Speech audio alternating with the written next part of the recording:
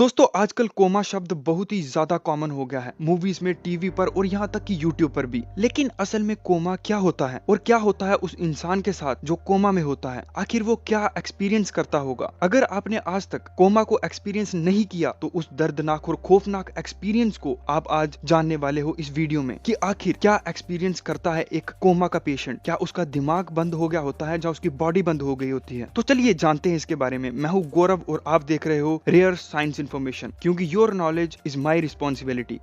दोस्तों असल में कोमा शब्द को ग्रीक लैंग्वेज से लिया गया है और ग्रीक में इसका मतलब होता है डीप स्लीप, यानी गहरी नींद। कोमा का इलाज करना बहुत ही कॉम्प्लेक्स है, इसीलिए आज भी 17वीं शताब्दी के तरीकों को उपयोग में लिया जाता है, जैसे कि बॉडी को ठंडा करना, पेट खाली करना और सिर से रक्तपात करना। और इसके अलावा सिर्फ इंतजार करना कि कब कोमा का मरीज खुद ही अपने आप होश में आ जाएगा। अब एक कोमा के मरीज को होश में आने में 2 दिन भी लग सकते हैं, 2 साल भी लग सकते हैं, और ये भी हो सकता है कि वो कोमा से कभी वापिस ही ना आए। तो चलिए अब जानते हैं कि आखिर कोमा का मरीज क्या एक्सपीरियंस करता है जब वो कोमा में होता है। गाइस, कोमा एक बेहोशी की ही किस्म है। वो बाहर की हर बात को सुन सकता है पर उसे फील नहीं कर सकता, जैसे कि गुदगुदी। जब हमें कोई गुदगुदी करता है तो हम उसका रिएक्ट हंस कर देते हैं, लेकिन कोमा के मरीज को गुदगुदी भी फील नहीं होती। उसके जिंदा होने या मरने का पता सिर्फ इसी बात से लगाया जाता है कि जब हम उसकी आंखों में टॉर्च मारते हैं तो उसकी पुतलियां हिलती हैं या उसकी हार्ट बीट चल रही होती है। सिर्फ इसी से पता लगाया जा सकता है उसके जीने या मरने का। वो सोच तो हर एक चीज रहा होता है पर न्यूरोलॉजिकली कोई भी रिएक्शन नहीं होता, जैसे कि ना तो वो हिलडुल सकता है और ना वो कोई भाषा का उपयोग कर सकता है, मतलब ना वो कुछ बोल सकता है। अब मैं आपको एक ऐसे इंसान की कहानी सुनाता हूँ जो कि 12 साल के बाद कोमा से बाहर आया और इसने जो साइंटिस्ट को बताया, अब मैं आपको वो बताता हूँ।